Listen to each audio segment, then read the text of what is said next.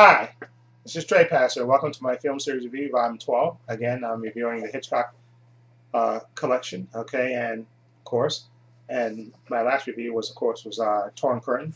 Now, the next movie that I'm reviewing is a movie that came out in 1969, uh, Alfred Hitchcock's Topaz. Okay, now I've never seen this before. Okay, so this is the first for me for watching this. And again, this is another Cold War era movie.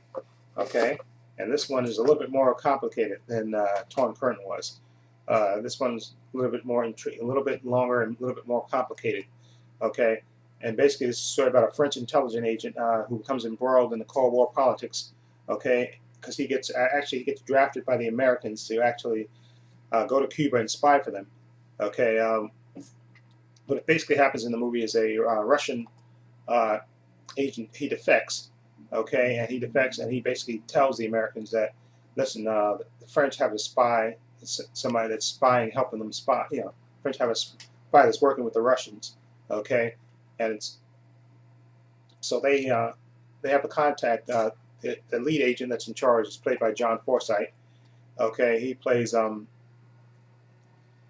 what's his character's name? I'm sorry, hold on. What's his character's name? I'm trying to look it up. I don't know why because he's not in the movie as much, but his character is pivotal. Hold on. What's his character's name? John Forsythe. He's hold on. Yeah, he plays Michael Nordstrom. Okay, he's the American agent that he finds out from the defected Russian that the French have a spy.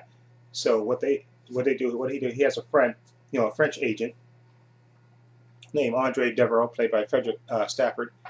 He's friends with him, so he basically tells him, listen, we have information from this Russian guy that he has a French contact that's spying for them.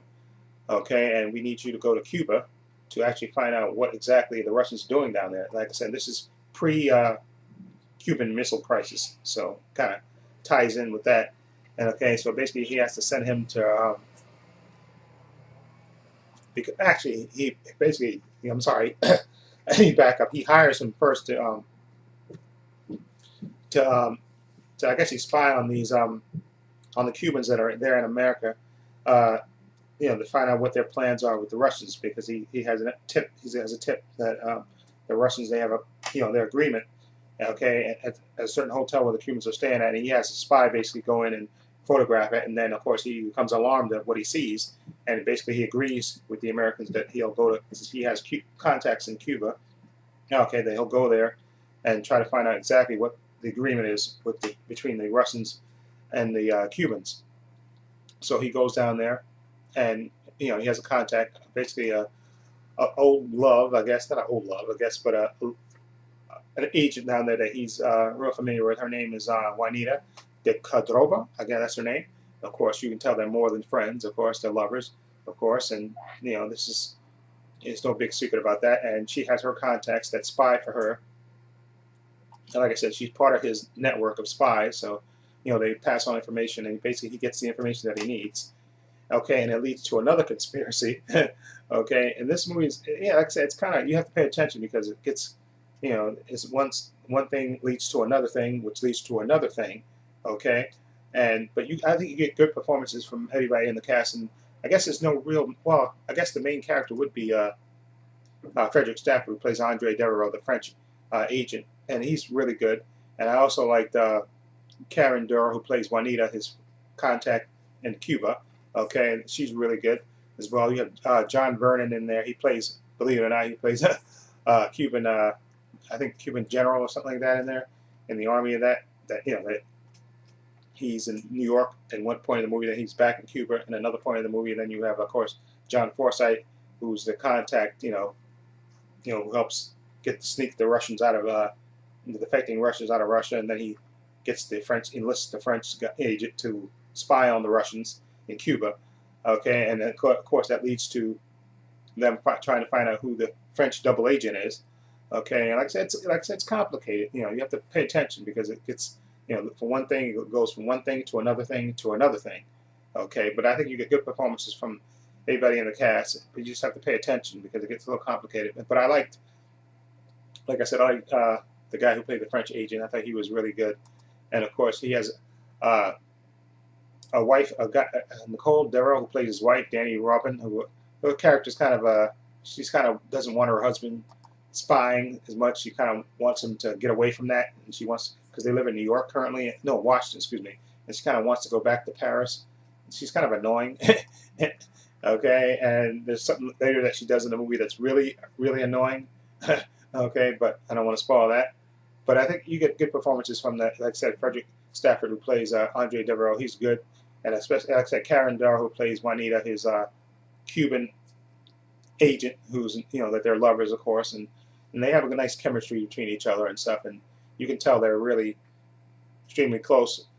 And like I said, John Forsythe, like I say, he's not in the movie majorly. He's just there, to get the Russians out, and then he's there to contact, with Andre Devereaux. But mostly the movie's on Frederick Stafford, who plays Andre Devereaux, who's the French agent who has to go in to Cuba and then go back to France to try to ferret out the the double agent in his country. So I actually liked the movie. I liked it actually better than Torn Curtain to me. I think it's a better movie.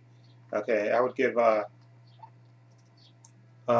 Topaz, like I said, mostly because of the performances. I think the performances were really good, and I like the things kind of led to one thing, which led to another thing, and they also have multiple endings for this, which I actually watched all the multiple endings, and the ending that was left on the movie, I guess, I think is kind of the best one. It's kind of the best ending because one of those endings is just really ridiculous. Okay, to me, but anyway, I would give Topaz a 7 out of 10 for Topaz. I thought it was, like I said, you have to pay attention. I think it's underrated too. Like I said, this is the first time I've seen it, and I guess people don't talk about it as much, or at least I haven't heard people talk about it as much. But I think Topaz was really a really well done movie. Okay, by Hitchcock. Like I said, I think it's better than Torn Curtain. I think it's like I said, it's more suspense, and it feels more like a more Cold War movie. You have more spying in it. I guess that's what I want to say. Okay. Anyway, if you've seen Topaz, let me know what you think. Feel free to leave comments down below. If you like this review, please hit the subscribe button down below. And this is Trey Pastor saying so long and take care. And also, I think I have just 2 movies left in the Hitchcock collection here. Yes, I do. Okay, and one of these, actually, I've seen both of them. Actually, I think, yeah. Frenzy, I know I've seen. That's the next movie that I'll be doing. Frenzy. That's about a sex murder. Somebody's going around, killing women in London, and a guy gets framed. Well, he actually gets accused of it, and he has to kind of prove that he isn't the guy. So you have to watch that to see what, if he is or isn't. And then you have Family Plot.